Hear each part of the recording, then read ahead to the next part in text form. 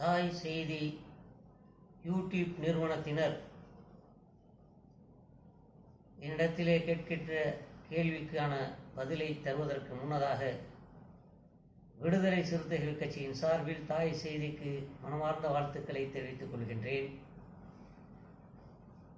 கடந்த சில மாதங்களாக தமிழ்நாட்டில் ஏற்பட்டிருக்கின்ற பல்வேறு வகையான விரும்பத்தகாத நிகழ்வுகளுக்கு ஆளுகின்ற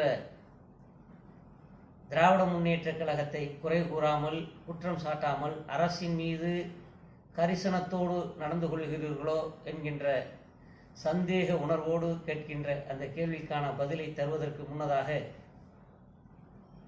எங்களுடைய எழுச்சி தமிழர் அவர்கள் பல முறை பல பேட்டிகளில் மிக தெளிவாக தன்னுடைய கருத்தை பலமாக வைத்திருக்கிறார்.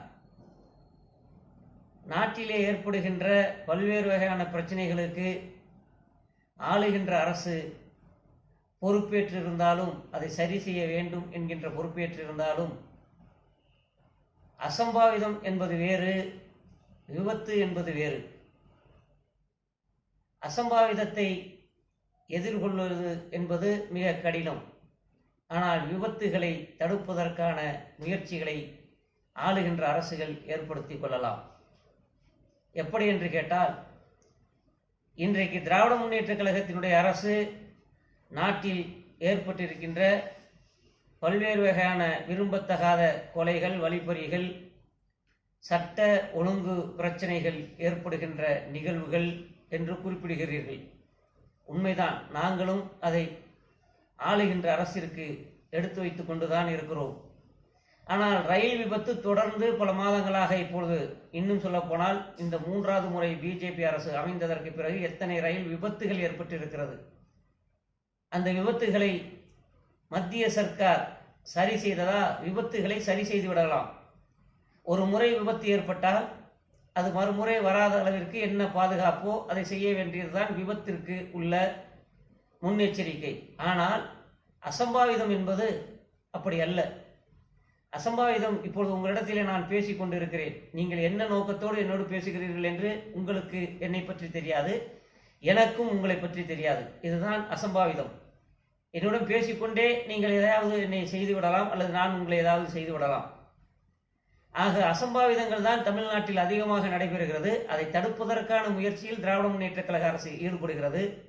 ஆனால் விடுதலை சிறுத்தைகள் திராவிட முன்னேற்றக் கழகத்தோடு கூட்டணியில் இருக்கின்ற காரணத்தினால் நாங்கள் மென்மையான போக்கினை கடைபிடிக்கிறோம் என்பது முற்றிலும் ஏற்றுக்கொள்வதற்கான காரணம் அல்ல.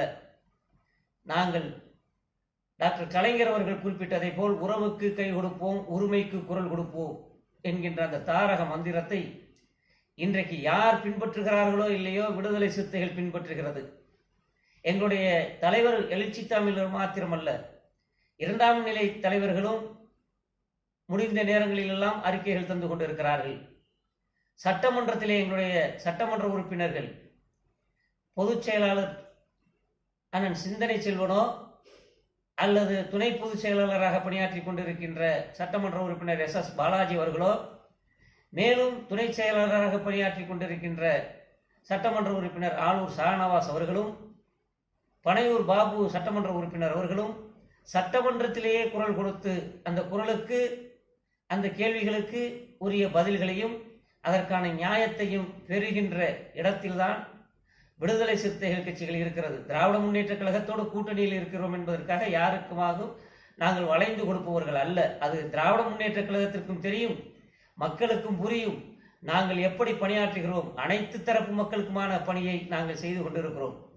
ஆனால் மத்திய அரசை பார்த்து யாராவது எங்கள் எதிர்கட்சியோ அல்லது எதிரி கட்சியோ கேள்விகள் கேட்கின்றார்களா? ரயில் விபத்துகள் இத்தனை ஏற்பட்டிருக்கிறதே, அரசை காலி செய்ய வேண்டும், அரசை ராஜினாமா செய்ய வேண்டும், அரசு ராஜினாமாவை மந்திரியாவது ராஜினாமா செய்ய வேண்டும் என்று வலியுறுத்தி இருக்கிறார்களா? இதுவரைக்கும் எதுவுமே இல்லை.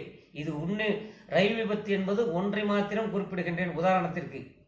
ஆனால் தமிழ்நாட்டில் ஏற்படுகின்ற இந்த வன் செயல்களை முழுமையாக அனைத்து கட்சிகளுமே எதிர்க்கிறோம். இதில் எந்த விதமான மாற்று கருத்தும் இல்லை.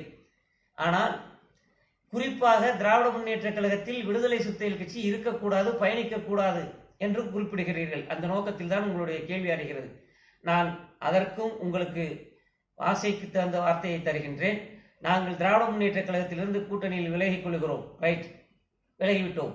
சீட்டை கலைத்து விட்டீர்கள், சீட்டை உருவி விட்டீர்கள், பரவாயில்லை. ஆனால் நாங்கள் கேட்கின்ற ஒரே ஒரு கேள்வி, திராவிட முன்னேற்ற கழகத்திலிருந்து விடுதலை சிறுத்தை கட்சி விலகியதற்கு பிறகு தமிழ்நாட்டில் குறைந்தபட்சம் ஒரு 15 ஆண்டுகளுக்கு எந்த விதமான அசம்பாவிதமும் நிகழ்வுகளும் துர்செயல்களும் இந்த தமிழகத்தில் இந்தியா முழுவதும் நடைபெறக்கூடாது என்றுதான் எங்களுடைய வாதம். இருந்தாலும் தமிழ்நாட்டிற்கு நான் முதலாக கேட்டுக்கொள்கின்றேன், தமிழ்நாட்டில் எந்த விதமான சட்டம் ஒழுங்கு பிரச்சனைகளும் துர்நிகழ்வுகளும் அசம்பாவிதங்களும் ஏற்படாது என்பதை எழுத்துப்பூர்வமாக ஆணித்தனமாக எங்களை கேள்வி கேட்கின்ற ஊடகங்களானாலும் அல்லது எதிரி கட்சிகளும் சேர்ந்து ஒரு அபடவை தாக்கல் செய்து அதை ரெஜிஸ்டர் செய்து அதை சுப்ரீம் கோர்ட்டில் தாக்கல் செய்து எங்களுக்கு மனுவாக தருவார்களா? நாங்கள் திராவிட முன்னேற்ற கழகத்திலிருந்து உங்கள் ஆசைப்படி நாங்கள் கூட்டணியிலிருந்து விலகிக் கொள்கிறோம், இதற்கு ஒத்து வருவீர்களா? தொட்டதற்கெல்லாம் விடுதலை சிறுத்தைகள் என்று எங்களையே கங்கணம் கட்டக்கூடிய காலம் என்ன, சூழ்நிலை என்ன? இன்றைக்கு ஒரு அரசு அமைந்து இருக்கிறது, அந்த அரசு நல்ல அரசாக தமிழ்நாட்டில் செயல்பட்டு கொண்டிருக்கிறது. அந்த செயல்பாட்டிற்கு என்றென்றும் யார் ஆட்சி நடத்தினாலும் திராவிட முன்னேற்ற கழகமாக இருந்தாலும் சரி, மற்றவர்களாக இருந்தாலும் சரி, விடுதலை சிறுத்தைகள் தொன்று தொற்று நல்ல ஆதரவை நல்லவர்களுக்கு வழங்கும் அதற்கு எழுச்சி தமிழர் உறுதுணையாக இருப்பார் என்பதை விடுதலை சிறுத்தைகள் கட்சியின் சார்பில் கொள்கை பரப்பு மாநில துணை செயலாளராகிய ஷாஜஹான் தெரிவித்துக் கொள்கின்றேன், புதுக்கோட்டையிலிருந்து. நன்றி, வணக்கம்.